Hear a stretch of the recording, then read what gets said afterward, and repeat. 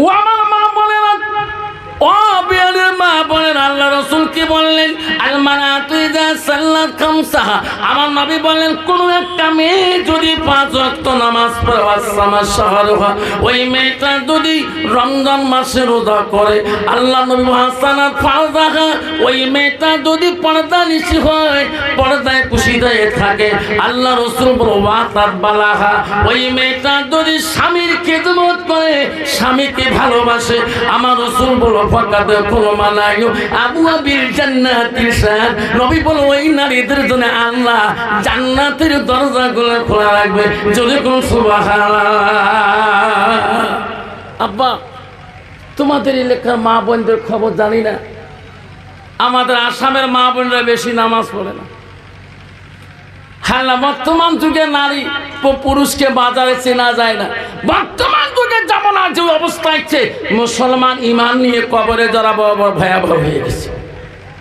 আব্বাজান শোনার চাঁদরা, আমি আজকে আপনাদের এলাকায় আসিয়ে 2টো কথা বলে যাচ্ছি মা বোনদের সম্বন্ধে। আব্বা পৃথিবীর সর্বপ্রথম খলিফাতুল মুসলিমিন ছিল। পৃথিবীর 4 জন খলিফা মুসলিমিন ছিলেন। 1 নম্বর হযরত আবু বকর সিদ্দিক, 2 নম্বর হযরত উমর, 3 নম্বর হযরত ওসমান গনি, 4র্থ হযরত আলী ইবনে রাওয়াত। এই 4 জন খলিফাতুল মুসলিমিনের ভিতরে সবচেয়ে রাগান্বিত স্ট্রং মেজাজি খলিফা ছিল হযরত উমর খলিফাতুল মুসলিমিন। এত বড় স্ট্রং ছিল, এত রাগী ছিল, তার আইনগুলো আলগা ছিল। ওনার দরবারে একজন মানুষ এসেছিলেন, আসে বলছে ও খলিফাতুল মুসলিমিন, মদিনার খলিফা, আমি শুনছিলাম আপনি বলে সব কাজ সমাধা করিয়ে দেন, আমি তোমার কাছে একটা কাজের জন্য আসলাম। খলিফা বলেন কেন আসলি? বলো কি জন্য আসলি? কোথায় তোমার বাড়ি? বলো খলিফা আমি একজন বিদিন ছিলাম, নিহান্দার যুদ্ধের মধ্যে আমাকে বন্দী করে রেখে দেয়। আমি হযরত মুবারক রাদিয়াল্লাহু তাআলা আনহুর কাছে আমি বন্দী। ও খলিফা, আমি হযরত মুবারকের কাছে আর বন্দী থাকতে চাই না, আমি ওনার কাছে আর থাকতে পারি না। কেন? ওনার কাছে বড় দায়িত্ব, বড় কর্জ, বড় কঠিন। ওনার কাছ থেকে আমাকে মুক্তি নিয়ে দাও। বলছে তোমাকে কি কাজ দেয়, কি কর্ম কি তোমার? বলছে খলিফা আমি হযরত মুবারকের কাছে বন্দী আছি, ওনাকে প্রতিদিন 2 দিরহাম করে টাকা দিতে হয়, আমি ডেইলি দিতেছি, আমি আর পারছি না, আমাকে ওনার কাছ থেকে আমাকে খালাস করে দাও। আপনি তো মদিনার খলিফাতুল মুসলিমিন, আমি আপনার কাছে আমি একটি অনুরোধ করলাম, ভিক্ষা চাই। খলিফা বলল তোমার কাম কি? ওই লোকটা বললো তোমার নামটা কি? খলিফা বলল রে তোর নাম কি? আমার নাম আবু লুলু। আবু লুলু, তুমি যে মুবারকের কাছে 2 দিরহাম টাকা দাও, তোমার কর্মটা কি? বলল খলিফা আমি 1 নম্বর কর্ম করি, কর্মকার কাজ করি, লোহা গরম করি। লোহা কর বুঝলেন, লোহা বানাইছে, কামার, ঠিক আছে না? আমি 2 নম্বর কাম করি, সুতা বানাই। 3 নম্বর আমি মানুষের ছবি আঁকি। এই 3টা কামে গো খলিফা আমি পারগত। এই 3টা কামে আমি ব্যবসা করি, এই মুবারকের ঋণ আমি শোধ করতে পারছি না। মদিনার খলিফা বলছে ও আবু লুলুল, আমি শুনছিলাম তুমি বলে উপজাতের শিল্প, তুমি বলে বড় বড় কাম আরো জানো। আমি শুনছিলাম তুমি বলে আকাশ উড়া কল বানাইতে পারো। আমি হযরত বললাম তুমি যদি আকাশ উড়া কলটা তৈরি করে দিতে পারো, আমি মুবারকের কাছ থেকে তোমাকে আমি মুক্তি নিয়ে দেব। আবু লুলুল বলল সর্বনাশ, আমি আসলাম খলিফার দরবারে আমার জীবনটা রক্ষা করার জন্য, উনি আমাকে উঁচু ধরনের কাম দিল। এই আকাশে উড়ে কলকে আমি বানাকি তাড়াতাড়ি হয়। আবু লুলুল মনে মনে দুঃখিত হয়ে গেল। আবু লুলুল দুশমন মনে মনে রাগ করল। আমি শুনছিলাম হযরত উমরের কাছে গেলে সব কাজ সমাধা হয়ে যায়, কিন্তু আমার কাজ তো আজ তো সমাধা হলো না। আবু খলিফাতুল মুসলিমিন, আপনি আমাকে যত বড় কাজ দিলেন, ঠিক আছে, যদি পাই আমি তোমাকে করে দেব। আবু লুলুর মনে বড় আঘাত রইল, কারণ এই কাম আমি আকাশুরা আমি কোরবানি দিতে মদিনার খলিফাকে পারবো না। ওনার মনে বড় আঘাত রয়ে গেল।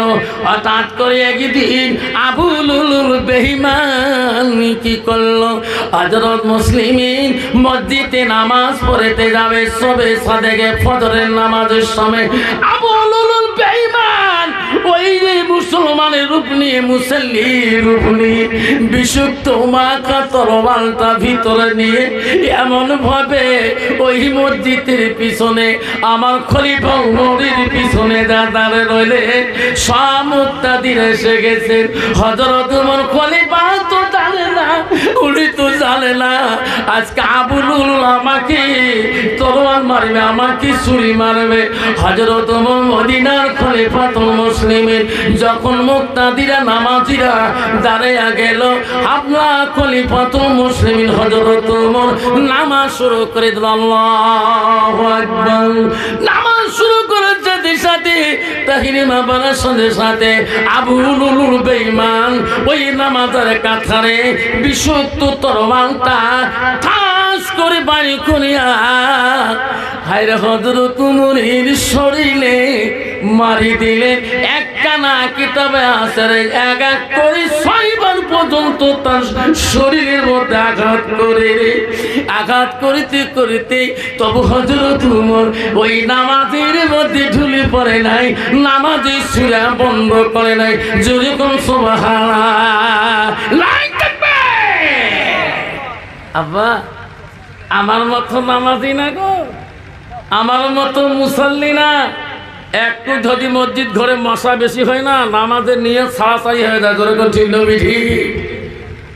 হযরত উমর এক এক করে যখন 6 বার তাকে ছুরি মারা হয়, এক অর্থ নামাজ যখন উনি পড়ে নিয়ে নেন, দ্বিতীয় রেখাতে মুসলিমিন হযরত উমর আর পারে না দাঁড়াইতে। পিছনের মধ্যে একজন সাহাবী ছিল আব্দুর রহমান বিন আউফ রাদিয়াল্লাহু তাআলা, তাকে টানিয়ে নিয়া ওই দ্বিতীয় রেখার নামাজি কাতারে দাঁড়িয়ে দিয়ে বলল, তুই বাকি রেখার নামাজ পড়ে দাও। হযরত আব্দুর রহমান আউফ রাদিয়াল্লাহু তাআলা দ্বিতীয় রেখার নামাজ অতি সহজে পড়ে যখন সালাম ফিরালেন, আবু লুলুল বেঈমানকে বাকি মুক্তাদিরা মুসাল্লিরা ধরি ফেলাইলে। হায়রে হযরত মদিনার দ্বিতীয় খলিফা তারাম করে ঢুলি পড়ে গেলে। হায় নামাজ শেষে সব সাহাবীরা মদিনার খলিফাকে ধরে, হায়রে খলিফার জ্ঞান নাই খেলে হায় অসুস্থ হয়ে গেল, রক্ত হয়ে গেল। হযরত খলিফাতুল মুসলিমিনকে নিয়ে তার বাড়ি মুখে রওনা হয়ে গেল। আর আবু লুলুলকে বন্দি করলেন। আরে সবাই বন্দি করে নিয়ে যায়। হরে হযরত উমরের বড় ছেলে, আল্লাহ তার নাম ছিল আব্দুল্লাহ। আব্দুল্লাহ খবর পেয়ে গেল আমার বাবা বলে হারে মসজিদের মধ্যে বলে অজ্ঞান হয়েছে। খলিফা মুসলিমিনের বড় ছেলে, তার নাম ছিল আব্দুল্লাহ। আব্দুল্লাহ দৌড়ে দৌড়ে এসে রে আমার আব্বাকে 4 জনে ঘরে আনে রে, কি হলো রে? আব্দুল্লাহ দৌড়ে যায়, যে দেখে হয় তার বাবা বড় অসুস্থ। তার বাবা খলিফাতুল মুসলিমিনের শরীর দিয়ে রক্ত হয়েছে। বাড়িতে পৌঁছে দিল, আব্দুল্লাহ কান্দে রে, আব্বা ও আব্বা, আপনি না মদিনার খলিফা, আপনার শরীরের মধ্যে কে গো ছুরি বাঁধাইল? আব্বারা মনে রাখলে অসুনার পৃথিবীর বুকে জমিনে দেখে দিয়ে গেলাম। কে দেখে দিয়ে গেল? হযরত উমরের বেটা আব্দুল্লাহ কান্দে আব্বার জন্য। আব্বার কি হলো রে? মক্কার বড় বড় বিজ্ঞ জ্ঞানী ডাক্তারকে খবর করে আব্দুল্লাহ আসিয়ে বলে, আব্দুল্লাহ তুমি এমন কাঁদছো কেন, কি হলো তোমার? ও ডাক্তার বাবু, আমার আব্বা কি হলো, আপনি চিকিৎসা করুন। আব্দুল্লাহ চোখের পানি রে। হায় ডাক্তার বলে, আব্দুল্লাহ রে, তোমার বাবার আমি চিকিৎসা করব, কোনো চিন্তা হবে না। আব্দুল্লাহ তুমি এক গ্লাস দুধ নিয়ে আসো, আনি আমার সামনে তোমার আব্বাকে পান করে দাও, তোমার আব্বাকে দুধটা পান করে দাও। আবদুল্লাহ ঘরে থাকি এক গ্লাস দুধ নিয়ে আসলেন, আনি হযরত উমরের মুখে, তো আব্বারও মুখে দেয়। আব্বার কত আদুলি, কত ভালোবাসা রে। আর বর্তমান যুগে আব্বারা মনে রাখেন, আব্বারা আল্লাহ রাসূলের কাছে আব্দুল্লাহ ইবনে মাসউদ প্রশ্ন করেছে, কুনতু সুম্মায় নবী গো, আল্লাহর কাছে নামাজের পর আরো কোনো আমল আছে নাকি? নবী বলো, কালা বিদ্যুল ওয়ালিদাইনা, মা বাবার সঙ্গে সৎ ব্যবহার করাটা আল্লাহর কাছে সবচেয়ে আরো বড় আমল। তাই তাকবীর। কন্ত বাবা, বর্তমান যুগে বাবা যদি অসুস্থ হয়ে বিছনায় বেমার আজারে পড়ে, কন্ত বড় ছেলে আর মেজো ছেলে যা বাবা। যে যুগে এসেছি, যে নারী নিয়েছি আমরা, যে বিবি নিয়েছি কান্ধানি নারী, আর বাবার আব্বা ডাক আর বাবার কাছে ভালো লাগে না। আব্বারা মনে রাখে, বাবা যখন বেমার হয়ে যায়, আব্বার যখন রোগে পড়ে যায়, ওই আদরের ছেলে তার বেমারি বাপটাকে দেখতে ঘৃণা মনে করে, ওই মাটাকে ঘৃণা মনে করে। মাটার কাছে আর চাপে না, বাপটার কাছে চাপে না। বাবার চেহারাটা ওই ছেলেটা দেখতে চায় না, মাকে দেখতে চায়। আল্লাহ রাসূল বলে দিলেন, পৃথিবীতে ইবাদতের পরে আরো একটা ইবাদত হলো বিদ্যুল ওয়ালিদাইনা, মা বাবার সঙ্গে সৎ ব্যবহার করা আল্লাহর কাছে বড় আমল। আল্লাহ বলছেন, আমার ইবাদতের পরে ওয়াবিল ওয়ালিদাইনি ইহসানান, তুমি তোমার মা বাবার সঙ্গে সৎ ইহসান করো। 90% যুবক আছে আব্বা মনে রাখেন, তোমাদের বিহারে নাই, এই রোগ বাড়িতে নাই, বিবাহ করার পরে দেখবেন ওই ছেলেটা বাবার দিকে তাকাইতে চায় না, বাবার ভালোবাসা দিতে চায় না, মার ভালোবাসা দিতে চায় না। 90% যুবক আছে বিয়ে করার পরে ওই মা বাবাকে আলগা করে দিয়ে আলগা সংসার বানিয়ে খায়। চলে কোন ঠিক নাই, মহাবনেরা গো, শান্তি কেন নাহিরি দুনিয়া, গজব কেন আসিল দুনিয়া, আসামতে গজব আসলো, হাজার হাজার মুমিন কাঁদলো। আসামতে গজব আসলো, হাজার হাজার মুমিন কাঁদলো, বিধিনের জ্বালা। মা বোনেরা গো, শান্তি কেন নাই রে দুনিয়ায়, গজব কেন আসিল দুনিয়ায়।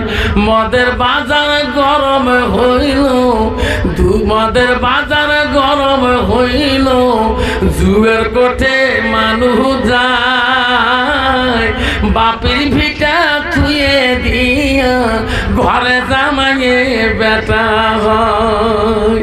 মা বোনেরা গো, শান্তি কেন নাই রে দুনিয়ায়, গজব কেন আসিল দুনিয়ায়। গুজরাটে গজব হইল, আন্দামানে গজব হইল, আসাম কোকরাঝারে গজব হইল, হাজার হাজার মুমিন কামলো বিদিনের জ্বালা। মা বোনেরা গো, শান্তি কেন নাই রে দুনিয়ায়। মেয়েরা বলে স্বাধীন হইবে, মেয়েরা বলে স্বাধীন হইবে, আর পুরুষের দরকার নাই। পুরুষ নিয়ে কি করিব, নিজের কামাই নিজে খায়। পুরুষ নিয়ে কি করিব, নিজের কামাই নিজে খায়। কত নারী আছে বাজারের মধ্যে নিজে নিজে ঘরে, শ্বশুর যদি বলে বৌমা কার সাথে গল্প করছেন, কার সাথে করি করে আপনার ছেলে আমাকে ভাত দেন, সেরকম ঠিক না বেশি খাই মেয়েরা বলে স্বাধীন হইবে, এনে তো লক্ষ্মী ভান্ডারে পায়, পায় না, মমতা দি দেয় না, লক্ষ্মী ভান্ডার দেয়, আরো কত ভান্ডার দেয়, মা বোন এমনি গেল আর কি করে স্বামীর পাবা, একবারে নিজে নিজে আলিনর। মেয়েরা বলে স্বাধীন হইবে, আরে পুরুষের দরকার নাই, পুরুষ নিয়ে কি করিব, নিজের কামাই নিজে খাই, পুরুষ নিয়ে কি করিব, নিজের কামাই নিজে খাই, নিজের বাপকে বাপ বলে না। কত ছেলে আছে বউ রাতের মধ্যে কান মন্ত্র পড়ে দেয়, রাতের মধ্যে মন্ত্র কানে স্বামীর মন্ত্র পড়ে দেয়, বাবা বিবি গো কোন মন্ত্র কয়, স্বামী জানো না এত বড় সংসার আমি কি পারবো, তোমার মার খেজমত করতে হয়, তোমার বাবার খেজমত করতে হয়, এখন আমার আলগা খাইতে হবে, তাহলে এটা কোন দোয়া বড়, এটা সংস্কৃত ভাষা।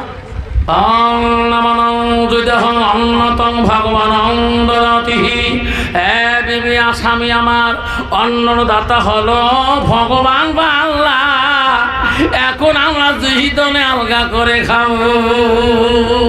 ছেলে বলছি বিবি রে তাহলে মোর মা বাবার কি হবে, কহে মরে না, নিজের বাপকে বাপ বলে না, নিজের বাপকে বাপ বলে না, শ্বশুরকে যে আব্বা কয়, মারে কপালে ভাঁজ ওঠে না, শাশুড়িকে আম্মা কয় আম্মু। আছে না গো, কত ছেলে আছে নিজের মাক মাও কয় না, আর শাশুড়ি যে আম্মা কয় আম্মু। আছে না বাবারা? নারী জাতি কয় প্রকার জানেন? নারী হলো 4 প্রকার, হস্তানি, কদমনি, সাংখিনী, লোহাজনী। ওই যে রাসূল বলছে নারীকে বিয়ে করতে হলে নারীর গুণ নাকি বিয়ে করতে হবে। 1 নম্বর নারীদের গুণ দেখো, মেয়েটা যতই কোয়ালিফিকেশন ডিগ্রি হোক না কেন, 1 নম্বর গুণ দেখো মেয়েটার ভিতরে এলেম আছে না নেই। মুসলমান তো ওটা দেখে না, মুসলমান দেখে নগদ কত আর বাকি কত, যেরকম ঠিক না বেটি, এলা মাদারুর বেটি হোক বা সুদেরুর বেটি হোক, কয় গ্লাস খায় খাও, মেয়ের বাবা কয় গ্লাস খেয়ে পাগলা কুঠে ফটো ফটো আমার নাগে নগদ, যেরকম ঠিক না বেটি। ভাবরে কত ধরনের নারী আছে জানো না? মা যদি ভালো হয় মেয়ে ভালো হবে, মেয়ে যদি ভালো হয় রে মা ভালো হবে, মাস্টার যদি ভালো হয় ছাত্র ভালো হবে, ছাত্র যদি ভালো হয় রে মাস্টার ভালো হবে, ইডি যদি ভালো হয় ফার্মা ভালো হবে, ফার্মা যদি ভালো হয় রে ইডি ভালো হবে। এমন জাতের কচু আছে অল্প জালে সিদ্ধ হয়, এমন জাতের মেয়ে আছে অল্প কথায় বুঝিয়া পায়, এমন জাতের কচু আছে অল্প জালে সেজে না, এমন জাতের মেয়ে আছে অল্প কথায় বোঝে না। তোরা কোন ঠিক না বেটি? খলিফা মুসলিমিন আব্দুল্লাহ কান্দে কান্দে পাগল হয়ে গেল, মক্কা ডাক্তার পাইল না। আব্দুল্লাহ কাদের বাবাকে আমি কোন জায়গায় গেলে চিকিৎসা করব, বাবাকে আদর রে বাপকে ধরে রে। আব্দুল্লাহ কান্দে, খলিফা মুসলিমিনের বড় ছেলে আব্দুল্লাহ চোখের পানি দর দর করে ফেলে কান্দে। আমি কোথায় পাবো বড় বিজ্ঞ ডাক্তারকে? আব্দুল্লাহ শুনল মদিনার মধ্যে একজন বিখ্যাত ডাক্তার আছে। আব্দুল্লাহ দৌড়ি দৌড়ি মদিনা বিখ্যাত ডাক্তারের কাছে গেলে, আরে আমার আব্বাকে আবার ভালো করতে হবে রে, আমার আব্বার কেন অবস্থা হলো রে।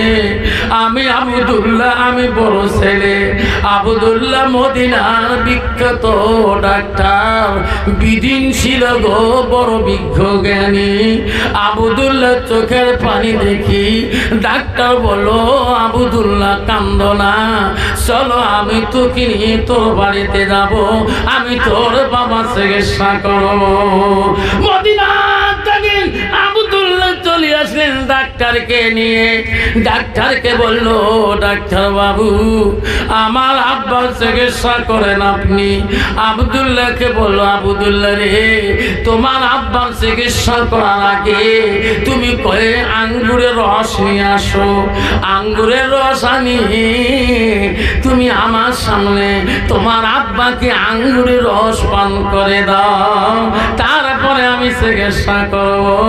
আবদুল্লাহ আঙ্গুরের রস আনিয়ে বাবার মুখে দেয় রে, আব্বার মুখে দেয়, আঙ্গুরের রস খায়।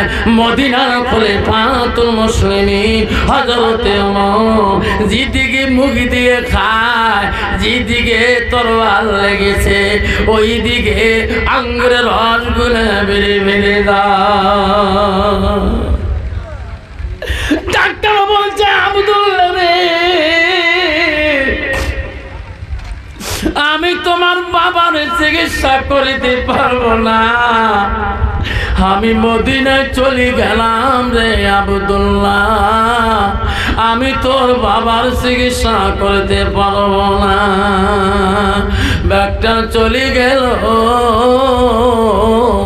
আবদুল্লাহ কাঁদছে রে, সাহাবারা কাঁদতেছে। হযরত খলিফাতুল মুসলিমিন হযরত ওমর সুস্থ একটু হয়ে চোখ খুলি দেখে আমার চতুর্দিকে সবাই কাঁদতেছে। আবদুল্লাহকে ডাক দিয়ে বল, বেটা রে, ও বেটা তুই কাঁদলিস কা, আয় আমার কাছে আয়, আমি তো দুনিয়া থাকি যাব রে। আবদুল্লাহ কান্দো না, আল্লাহর হুকুম হয়ে গেছে, আমি চলে যাব। বন্ধুরে শোনা জানে না, মনে রাখে আব্বারা কখন যাইতে হবে, কখন আসতে হবে, তুমি আগে যাবা না তোর আব্বা আগে যাবে, আজাইল তোর কাছে আগে আসবে না তোর আব্বার কাছে আগে আসবে, আজাইল তোর মার কাছে আগে আসবে না তোর ভাইয়ের কাছে আগে আসবে, কেউ বলতে পারবে না কখন আজরাইল আসি তোমার জানটা খাপ করে নিয়ে যাবে। ওই তো খোদার খেলা, ওই তো খোদা নীলা, সকাল বেলা ধনী রে ভাই তুই গরিব, সন্ধ্যাবেলা বাসে কাটিয়া খাট বানাইয়া, বাসে কাটিয়া খাট বানাইয়া সেই কাটুতে তুলিবে চারিজনা, থুয়া আসিবে তোমার প্রাণ আর তো চাইবে না। ওই তো খোদা খেলা, ওই তো খোদা নীলা, ভাই কাঁদিবে ভাতিজা কাঁদিবে, ভাই কাঁদিবে ভাতিজা কাঁদিবে, আপন সত কেউ তো ছাড়িবে না। গরের বিবি কাঁদিয়া মিটাইবে বাসনা, ঘরের বিবি কাঁদিয়া মিটাইবে বাসনা। ওই তো খোদা খেলা, ওই তো খোদা নীলা। মদিনা। আব্বারা কষ্ট হচ্ছে, জোরে বলেন কষ্ট হচ্ছে। কার কার কষ্ট হয়নি হাতটা তুলে দেখাই, হুজুর কষ্ট হয় না, একটা তাকবীর লাগাই নাই। তাকবীর। খলিফা মুসলিমিন হযরতে মদিনার খলিফা তার মেয়ে হযরতে হাফসাকে ডাক মারলেন। হযরত হাফসাকে ডেকে বলল মদিনার খলিফাকে, মা তুমি কান্দো না রে মা, তুমি কান্দো না। হযরত ওমরের মেয়ে হযরতে হাফসাকে ডেকে বলল, বেটি রে বেটি, আমি তো একটা কথা বলি রে বেটি, তুমি যাও কোথায়? আব্বা যাব। তুমি আমার জন্যে নবীজির স্ত্রী হযরতে আয়েশার কাছে একটু ভিক্ষা করে আসো। হাফসা বলল, আব্বা তুমি হলো মদিনার খলিফা, মদিনার গভর্নর, রাসূলের স্ত্রী আয়েশার কাছে কেন যাও? ওরে বেটি, নবীর স্ত্রী আয়েশাকে দেয়া বলো আমার আব্বা ওই আবু বকরের পাশের জায়গাটু তোমার কাছে দান চায়, তোমার কাছে ভিক্ষা চায়। আমি ওই রাসূলের পরে আবু বকরে আছে, আবু বকরের কাছে আমি ওই জায়গাটা আমি ভিক্ষা চাই। রাসূলুল্লাহর স্ত্রী আয়েশা আমাকে ওই জায়গাটা দান দিবে কিনা, আমি সেই জন্য তোমাকে পাঠিয়ে দিতে চাই। মদিনার খলিফা, কম বড় মদিনার খলিফা না, যিনি রাত্রিকালে চললে মদিনার খলিফা হযরত উমরকে মানুষ চিনতে পারে নাই, এমনি একজন মদিনার খলিফা। তার শরীরে ছিল ভাড়া একদম তারি দেওয়া জামা। মদিনার খলিফা একজন এত বড় মদিনার খলিফা হয়ে আজকে রাসূলুল্লাহর স্ত্রী মা আয়েশার কাছে তার বেটি হাফসাকে পাঠিয়ে দিল, মা তুমি আমার কাছে দে, আমার কথা বলিয়ে আয়েশাকে যা বলো আমি আবু বকরের পাশে আমি শুয়ে থাকতে চাই, ওইটুক জায়গা আমাকে দান করে দিবে কিনা, রাসূলের স্ত্রী আমাকে দিবে কিনা, জোরে বলে সুবহানাল্লাহ। হাফসা কানতে কানতে চলে গেল নবীজির স্ত্রী হযরতে আয়েশার দরবারে চলে গেলেন। ও মা বোনেরা, আমার চুরি দেখবে জান্নাত যদি যাইতে চান মা, আমার রাসূল বলল মা নারীদের জন্য জান্নাত যাওয়া সহজ গো।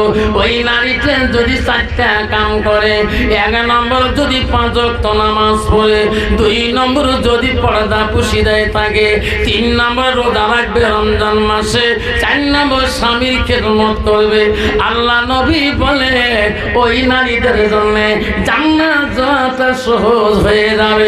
জোরে কোন সুবহানাল্লাহ। মা বোনের আম্মারা, ও মা আজকে বলে যা শান্তাকে মা, রাসূল বলল বালাহা, তোমার স্বামী যখন বাড়ি আসবে মা, স্বামীর কাছে আজ বসবা, স্বামীর সাথে গল্প করবা, স্বামীর সাথে আলোচনা করবা, গভীর রাত হয়ে যাবে একে বিছানায় গল্প করবেন। আল্লাহ রাসূল বলে কোন বিবি যদি স্বামীর সাথে গল্প করে, গল্প করতে করতে যদি স্বামী স্ত্রী গল্পটা যদি দুনিয়াদারি হয়, আল্লাহ স্বামী স্ত্রী মহব্বতের গল্পটা আল্লাহ ইবাদতের সঙ্গে গণ্য করে দেয়। কত স্বামী স্ত্রী আছে গো, স্বামী স্ত্রী মিল নাই গো। তোমাদের বিহারে আছে বোঝা, আমাদের আসামে 90% না স্বামী স্ত্রী মিলাপিতি নাই গো, খালি ঝগড়া। কেত তোমার ঝগড়া হয় গো বাবা, ঝগড়া হয় বাবা, স্বামী স্ত্রী কাজিয়ে হয়। আল্লাহ কত স্বামী স্ত্রী কাজিয়ে স্বামীকে একদম মারি দেয়, ভুকিয়ে ঠাস করি মারি দেয়, সেরকম ঠিক না বেটি? মা বলে না জান্নাত যেতে চাও মা, জান্নাত যাওয়া তো সহজ না। রাসূলুল্লাহ স্ত্রী ছিল মা, প্রথম স্ত্রী ছিল হযরতে খাদিজাতুল কুবরা। ও মা বলে না নবীজির দ্বিতীয় স্ত্রী ছিল হযরতে সাউদা রাদিয়াল্লাহু তাআলা। নবীজির তৃতীয় বিবি ছিল হযরতে আয়েশা সিদ্দিকা। ও মা, কেন মা তোরা বোঝো না মা? রাসূলুল্লাহ বাড়ি আসলে ও বিবিগণকে ডেকে ডেকে কথা বলছিলেন। নবীজি বিবি বাড়িতে আসি দেখে সব বিবিরা কাজের মধ্যে ব্যস্ত হয়ে আছে, একজন বিবি কাজে ব্যস্ত না, কোনো কাজ করছে না। নবী ডেকে বলে, আয়েশা সবাই কাজে ব্যস্ত হয়ে আছে, আয়েশা রে তুমি কি বাড়ির কাজ করবা না? তোমার কি দায়িত্ব নাই? সবাই যদি করিতে পারে তুমি কেন করবা না? হযরতে আয়েশা বলছে, হুজুর আজকে আমি কোনো কাজ করি নাই। কেন কাজ করো নাই? হুজুর আজকের কাজটা আমি তোমার কাছে খুঁজি নিয়ে করব। কি গো কাজ? ওগো নবী, আজকে আমার মনটা চায় আমার হাত দুইটা দিয়ে আমি তোমাকে গোসল করে দিতে চাই। পান্থ বাবা, বর্তমান যুগের নারীরা স্বামীকে কোনোদিন গোসলের পানি জোগাইয়া দেয় গো? কোনোদিনও দেয় না। মা বোনেরা শুনে রাখো, বিশ্ব নবী বলল, আয়েশা রে আয়েশা, আমাকে তুমি গোসল করে দিলে কি শান্তি পাবা? হ্যাঁ হুজুর আমি শান্তি পাবো। ও আয়েশা, আমাকে গোসল দিলে তুমি ভালো পাবা? হ্যাঁ হুজুর আমি ভালো পাবো। আল্লাহ নবী আদেশ করে দিয়ে দেন। আয়েশা বড় আনন্দ হয়ে গেলেন, পানির মস্ক নিয়ে আসলেন, আনি রাসূলুল্লাহকে জলচকির উপরে বসিয়ে দিলেন। আয়েশা পানি আনিয়ে রাসূলুল্লাহর গায়ে ঢালে ঢালে দেয়। আয়েশা বলে বলে বলে, আল্লাহ আমি আয়েশা বড় ভাগ্যবতী নারী। আল্লাহ আজকে আমার আয়েশা হাত দিয়ে আমি রাসূলের গোসলের দায়িত্ব পেয়েছি।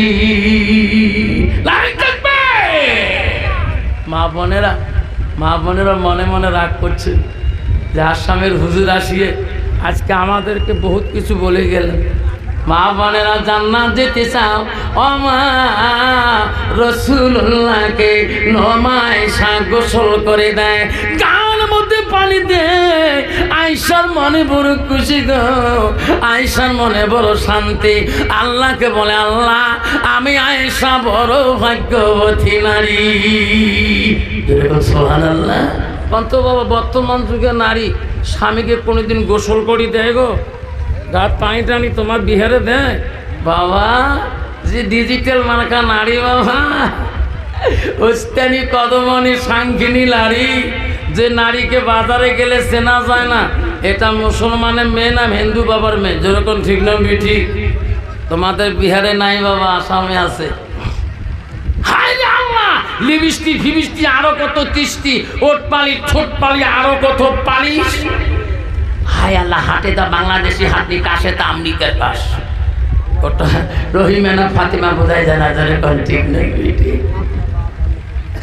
বিশ্ব নবীকে আয়েশা গোসল করিয়া দেয়, এত সুন্দর গোসল, পানিগুলো গান পানিগুলো মশকের পানিগুলা নবীজি গা দিয়ে পড়ি মাটিতে পানিগুলো গড়ে যায়, পানি পড়ি মাটিটা নরম হয়ে যায়, ওই মাটি নরম হয় নবীজির শরীরের ভরিতে, ওই জল চোখের পায়া নিচে দাবিয়া যায়। রাসূলুল্লাহ ভাবিল রে সামনে পায়া তো মাটি নরম হয়ে দেবে গেল, দাবিয়ে গেল মাটিতে। নবীজি পিছন দিয়ে একটু বসিয়ে গেলেন, ওই সময় সামনের পায়া চোখের ভাসে গেলেন। আয়েশা আনন্দে খেয়াল করে নাই নবীজি গার মধ্যে পানি দিয়েছেন। ওই সময় আয়েশা আম্মা জনের ডান দিকের পাটা দেয়া জল চোখের পায়ার নিচে ঢুকে গেছে। আমার নবীজি সামনে যখন আগে বসছেন আগে বসে গেলেন, আয়েশার পাটা জল চোখের পায়ার মধ্যে আটকে গেলেন।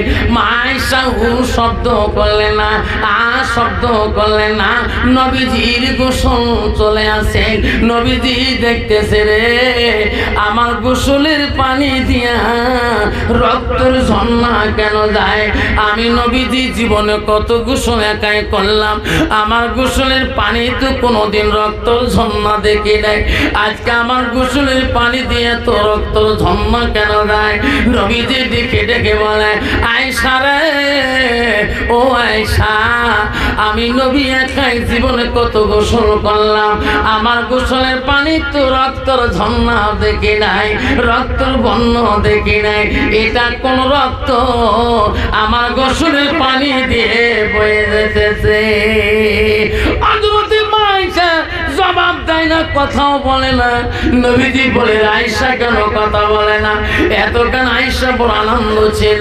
নবীজির মুখটা আয়েশা মুখের দিকে তাকালেন, তাকিয়া দেখে রে আয়েশা আম্মা জনের দুই চোখের পানি দিয়ে বুক ভিজিয়ে যায়, তবু রাসূলুল্লাহকে গোসল করে দেয়। নবী বলে, আয়েশা, আয়েশা রে, তুমি এত কাঁদছো কেন রে বোন? ও আয়েশা, তুমি না নিজে দায়িত্ব নিলা, এত চোখের পানি কেন ফেলে কাঁদছো? আয়েশা খুলে বলো, খুলে বলো, তোমার কি হয়েছে রে আয়েশা? আয়েশা, তোমার কি হয়েছে?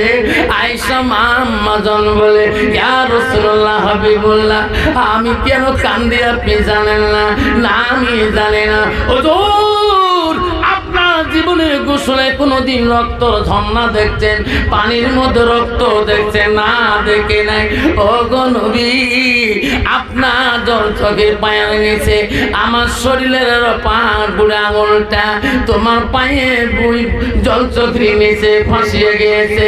ও গো নবী, আঙুলটা ফেটে গিয়েছে, আমার শরীরের রক্তগুলা তোমার গোসলের পানি দিয়া এতক্ষণ জমা হয়ে চলে গেল। নবী বলছে, জানি এতক্ষণ তুমি কেন বলো নাই? আমি সঙ্গে সঙ্গে দাঁড়িয়ে গেতাম, তুমি এত রক্ত কেন কুরবানি করলি? আয়েশা মা সিদ্দিকা বললেন, হুজুর, আমার পায়ে রক্ত তো দূরের কথা, তোমার ভালোবাসায়, তোমার প্রেমে আমার দেহটা যদি চিপার মধ্যে পড়িয়া যায়, আমার জীবন তোমার রাজি আছি, তবু তোমার সামনে আমি শব্দ বলা রাজি না। কি হয়েছে? ঠিক আছে বাবা, আব্বা কষ্ট পেয়েছেন নাকি? কষ্ট হয়? হ্যাঁ, খোদা তোমার ডাকতে জানি না, ডাকের মতো ডাকিলে খোদা কেমনি শুনবে না। খোদা তোমার ডাকতে জানি না, ডাকির মতো ডাকিলে খোদা কেমনি শুনবে না। একে ডাকিছেন মুসা নবী, তুর পাহাড়ে গেলেন চলি, খোদার নূরে পাহাড় জলে, মুসা জ্বলে না। খোদা তোমার ডাকিতে জানি না, খোদা তোমার ডাকিতে জানি না। একে ডাকিছেন ইউনুস নবী, মাছের পেটে রইলেন পরি, খোদা নামে থাকিল পরি, হজম হইল না। খোদা তোমার ডাকিতে জানি না, খোদা তোমার ডাকিতে জানি না। হযরতে হাফসা খলিফার মেয়ে, নবীজির স্ত্রী মায়েশার কাছে খলিফা কবরের জায়গাটু ওই ভিক্ষা করতে গেলে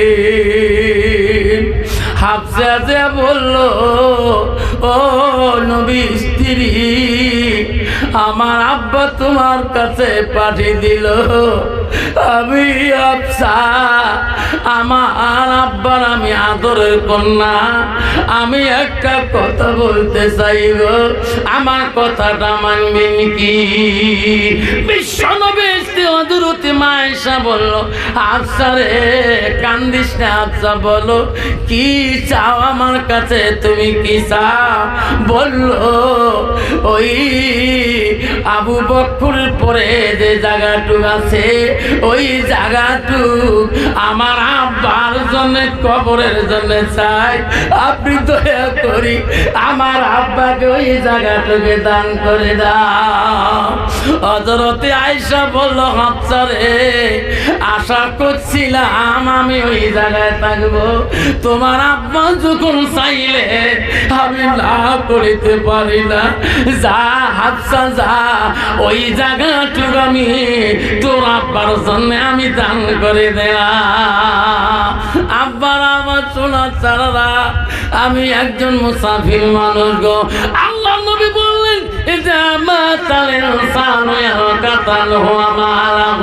আমার নবী বলল, মানুষের মৃত্যুর পরে মানুষের সৎ আমল গুলা, নেক আমল গুলা কবরে জেলে বন্ধ হয়ে যায়।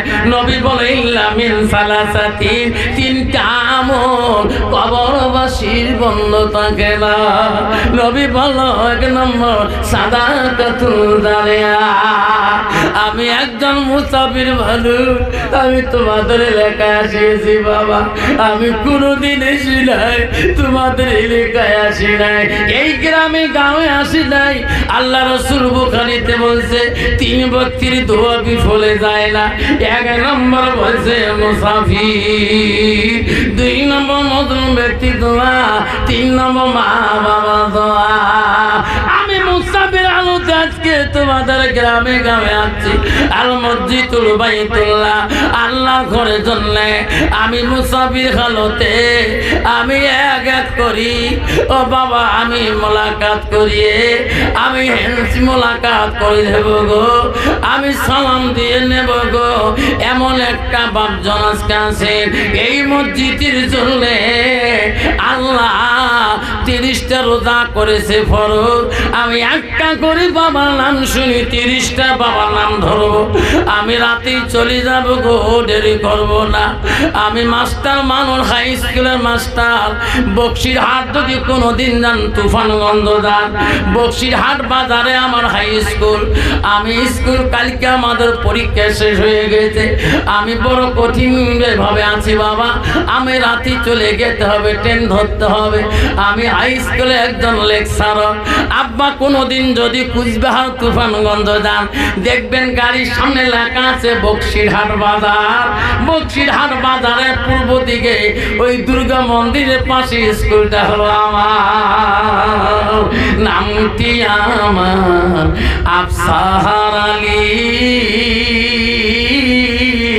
অতি গরিব বাবা মা, দিনী এলেম শিক্ষা দিলেন গোলগঞ্জে মাদ্রাসায়। বাবার নামটি আব্বাস আলী, বাবার নামটি আব্বাস আলী, গ্রাম পোস্ট বিশিখোয়া, থানা হইল গোলগঞ্জ, জিলায় আমার ধুপগুড়ি। থানা হইল গোলগঞ্জ, জিলায় আমার ধুপগুড়ি, নামটি আমার আফসার আলী। আসো বাবা, আমি 30টা বাবার কাছে মোলাকাত করতে